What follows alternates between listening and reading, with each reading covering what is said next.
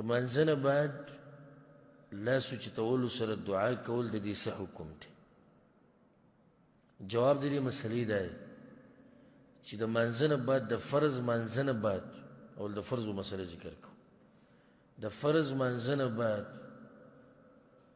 ډایرکټ لاس اوچتول او دعاګانې غوښته د پیغمبر نه نه ثابت بلکې د پیغمبر نه چې کوم سنت مشهور ثابت دي په هغې دې حمله وکړه نو هغه دې ختم کړو کوم سنت دي اذکار څه شو ختم شو اوس د عوامو مسله دا ده چې دوی خو په یو خبره باندې دومره جوور خو نه پوهېږي خو سرسري خبرې ته ګوري ولکه ویې وایي چې دعا مه کوه نن یې پکې نوې مسله بیان کړې څه مه کوه دعا مه کوه نو په دې اذکارو کې ولې څه دي د دعا نه ده استغفر الله څه مطلب دی یا الله مه وبخ د دعا نه ده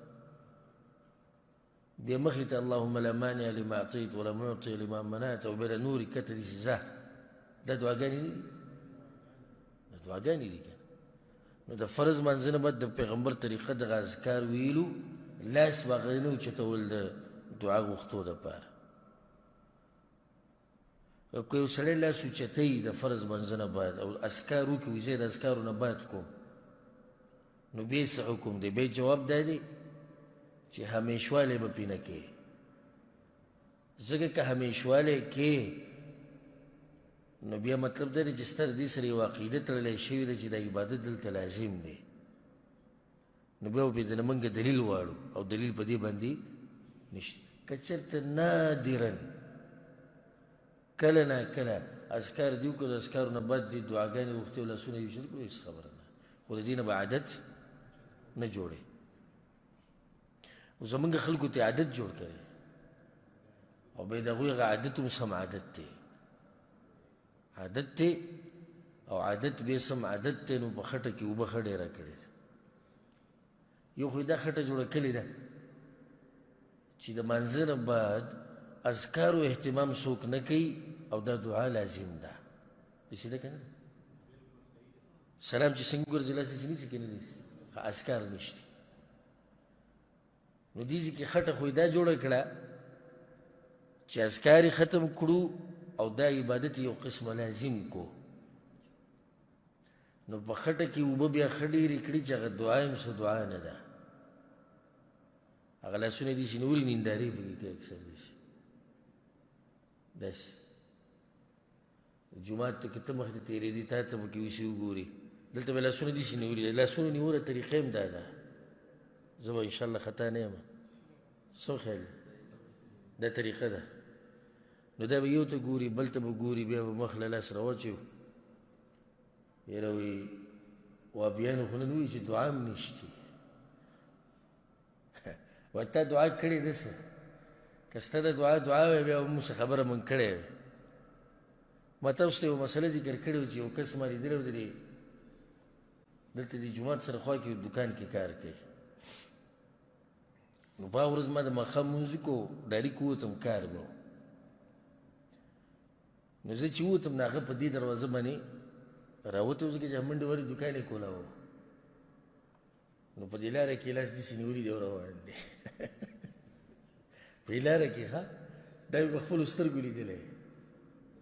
په لاره کې دا لاس یې داسې نیولي او دوکان ته منډه وهي و دا کومه دعا ده دا خو ته په الله پورې یو قسمه خندا کړي د الله نه یو شی غواړې او منډې دوکان ته وایي توجه دې هغه ته نشتي او که تا پسې یو غریب راشي او په لاره باندې منډه وهي او تا ته وایي راکړه یو 2 روپۍ وږی شوی یم او منډه وهي تا ته ګوري هم نه ور به کړو 2 روپۍ ته به ورته الټه غوسه شي چې دا خو د متکبر زوی دومره خو په ده کې تکبر دی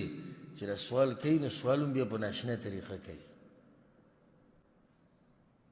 نابلز مې یو بله ناشنا ولیده وی دوی دعا لاس اوچتول نه مني په لاس نیوکې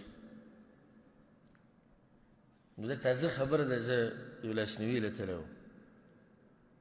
او به هلته به دغه طریقې نو لاس به اوچت کړو لاس به اوچت کړو لاس به اوچت کړو لاس به اوچت کړو نو زما سره خوا کې یو کس ناست و هغه په ټلیفون خبرې کولې موبایل ورته راغلی او په دې کې چې اواز وکړي لاس به اوچت کړي ډېر شي خلک یې پته هم نه لګي اکثر د ملګري ورسره خبرې کوي اواز پکې وشي لاس به اوچت کړو او لاس به اوچت کړو ته په موبایل خبرې کوي یو لاس نیسي ورب الكعبه د کعبې په رب د قصه وخورم دا بلکل زما په دې ګس طرفه کس ناست دی په موبایل خبرې کول او لاس یې نیسي نو خاو زه صحیح ده زه به اوس بیا صحیح شو زه لاس یې نیسي دوی موږ ته ووایي دوی دعا نه مني دا خو که مې ټوټې ټوټې کې والله که درسره دا دعا ومنمه کوم ځای کې تاسو هغه چې لاس اوچت کړي صحیح هغې کې دعا کوم ځای کې لاس به اوچت 2 سکنډه نه شي به مخ ته راواچې کړی تا به کې څه ووایي هېڅ هم نه دي ویلي خو دا یو رواج دی پوره کول غواړي ځکه چې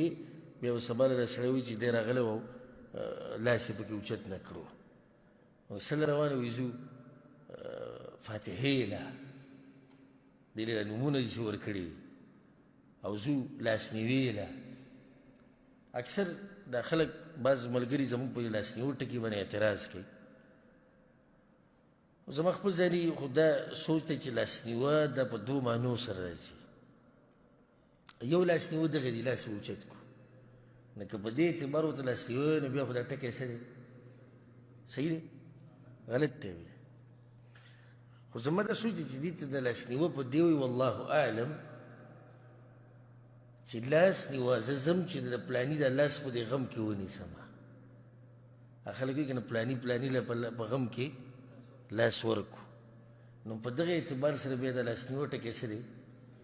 صحیح دی او په لفظونو کې جګړو ته ضرورت نشته خو هلته کیسه دغه همه خبره ده که ورته تعزیت وې که ورته لاسنیوه وې که دا وې چې کینم ورسره او غم کې ورسره ودرېږم او که هر څه وې خو چې هلته څه کې دغه مقصد دی خبره مې شروع کړې د کوم ځای نه وه د دعاګانو نه نو دغه یار ما ولیدو چې په لاره باندې روانو دوکان ته منډې والي او لاس یې نیولي او منډه یې کړې داسې حاصل د مسلې څه شو حاصل به څوک بیان کړي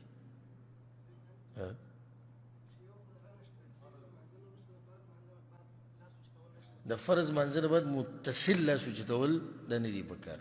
ولې یو د پیغمبر طریقه نه دویم اذکار پاتې دي اذکار یې وکړو بیا که د اذکارو نه بعد یو سړی لاس اوچتول غواړي کله نا کله کې کوي څه خبره نه ده خو همیشوالی به پې نه کوي او نه به دې نه عادت جوړوي والعلم عند الله